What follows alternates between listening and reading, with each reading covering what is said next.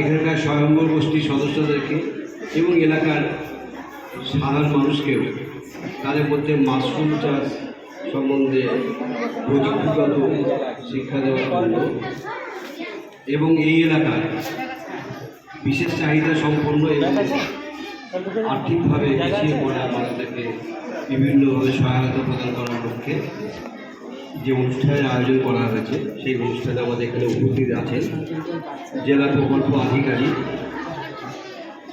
মাননীয়া অনন্যা ঘোষ মহাশয়া। উনি শুধু জেলা প্রকল্প আধিকারিক শিক্ষা নন, সেই সঙ্গে উনি ওসি মিড ডে মিলটাও সারা পশ্চিমবঙ্গ জেলা দেখেন। ওনার অনেক আন্তরিকতা আছে বলেই আজকে ছুটির দিনে এই একটা অনুষ্ঠানে আপনাদের সামনে আসার মতো মানসিকতা পোষণ করেছে, তার জন্য ধন্যবাদ জানাই। বিদ্যালয়ের পরিবেশকে সুপরিবেশ করে তোলা, জনপ্রকল্প বাস্তবায়ন করা, বিদ্যালয়ের শ্রেণীকক্ষগুলিকে পরিষ্কার পরিচ্ছন্ন রাখা এই শিক্ষক এবং প্রধান শিক্ষক মহাশয়দের কৃতিত্ব।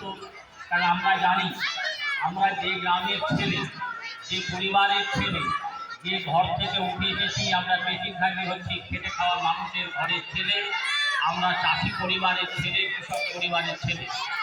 এই বিদ্যালয় প্রতিষ্ঠিত হয়েছিল 1942 সালে। তখন ভারত ছাড়ো আন্দোলন, অসহযোগ আন্দোলন তখন চলছে সারা ভারতবর্ষব্যাপী।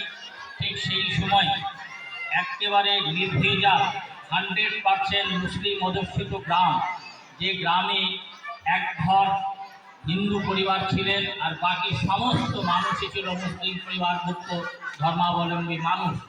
সেই গ্রামে এখানে মাদ্রাসা শিক্ষার প্রচলন ছিল না তা নয়, মক্তব দিয়ে শুরু হয়েছিল।